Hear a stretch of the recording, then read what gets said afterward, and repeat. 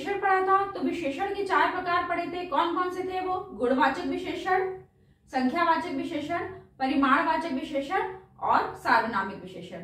तो last video में हम लोगों ने गुणवाचक विशेषण और संख्यावाचक विशेषण को बहुत अच्छे तरीके से पढ़ा था।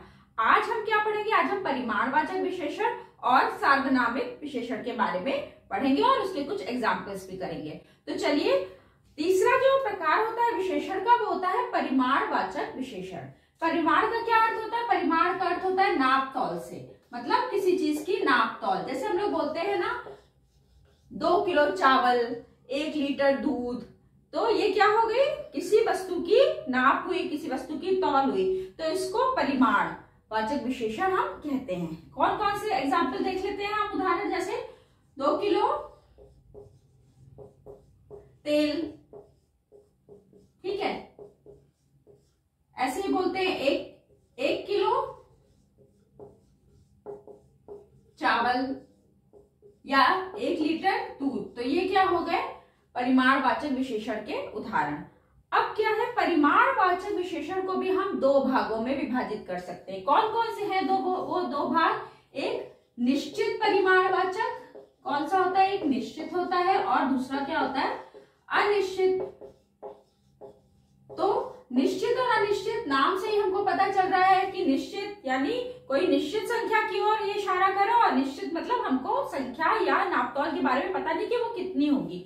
यानी कि निश्चित में जैसे हमने यहाँ उदाहरण लिया 2 किलो तेल, तो यहाँ हमें पता है कि कितनी तौल है उस तेल की, 2 किलो है, मालूम है 2 किलो है।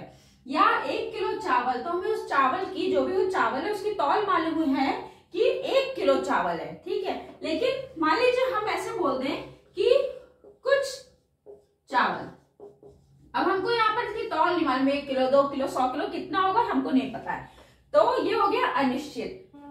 तो जब हमें किसी वस्तु के परिमाण के बारे में निश्चित संख्या पता होती है तो वो निश्चित परिमाणवाचक हो गया, और अगर हमें उसकी निश्चित संख्या नहीं पता है तो वो क्या हो गया? अनिश्चित परिमाणवाचक विशेषण। तो इस प्रकार से ये हो गया परिमाणवाचक विशेषण। अब यहाँ पर थोड़ी सी प्रॉब्लम हमें क्या आती है? हमें संख्यावाचक और परिमाणवाचक विशेषण जो है उनमें थोड़ी सी समस्या आती है कि हमको कभी कभी ये समझ नहीं आता है ये संख्यावाचक के अंतर्गत आएगा कि ये परिमाणवाचक के अंतर्गत आएगा। तो दोनों में अंतर क्या है वो देखते हैं। जैसे कि संख्यावाचक की अगर हम बात करते हैं तो हमने बोला, हम बोलते हैं 2 3 4, मतलब ऐसी चीजें जिनको हम गिन सकते हैं वो होती है संख्यावाचक। या मतलब हुआ जैसे 5 सेब, तो यहाँ सेबों की संख्या बताई गई है 5 सेब। और परिमाणवाचक क्या हुआ? जो नाप तौल जिनकी हम कर सकते हैं, किलो में या ग्राम में या लीटर में या मीटर में, तो नाप तौल हम किसकी करते हैं? जिन चीजों की करते हैं वो परिमाणवाचक के अंतर्गत आता है। जैसे कि हमने कहा 5 मीटर कपड़ा, ठीक है, ये हो गया परिमाणवाचक। या तेल हुआ, घी हुआ, ये सारे हमारा परिमाणवाचक के अंतर्गत आया। अब देखिए, जब ये जो सेब है, अगर हम ये यहां कहें 100 किलो सेब, तो ये अगर ऐसा किसी भी वाक्य में दिया हो तो ये परिमाणवाचक के अंतर्गत आ जाएगा।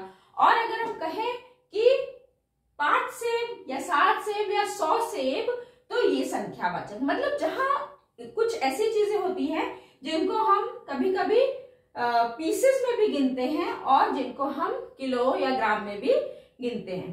तो यहाँ पर वही है कि अगर यहाँ 5 सेब की बात हो रही है, जब नंबर्स की बात हो रही है, तो हम संख्यावाचक के अंतर्गत लाएंगे उसको। अगर उसी की तौल की बात हो रही है तो हम उसको परिमाणवाचक के अंतर्गत आएंगे। तो ये होता है संख्यावाचक और परिमाणवाचक में अंतर। जैसे कि हम बोलते हैं ना कि 10 लीटर दूध, ठीक है, या घी या तेल, कुछ भी, तो ये हो गया परिमाणवाचक। तो इस प्रकार से ये हो गया संख्या और परिमाणवाचक में अंतर, जिसको अब आपको समझने में कोई परेशानी नहीं आने वाली। तो अब है सार्वनामिक विशेषण, यानी कि सर्वनाम वाले विशेषण। मतलब इसमें क्या होता है कि जब कोई सर्वनाम शब्द किसी संज्ञा शब्द के पहले आकर उसकी विशेषता बताता है। मतलब कोई सर्वनाम शब्द किसी संज्ञा शब्द के पहले आकर उसकी विशेषता बताता है या उसकी ओर इशारा करके उसकी विशेषता बताता है। जैसे मान लीजिए हमारे आसपास कोई घर है और हम अपने दोस्त के साथ खड़े हुए हैं, तो हम अपने दोस्त को क्या बताएंगे कि यह मेरा घर है। तो क्या हुआ, यह मेरा घर है।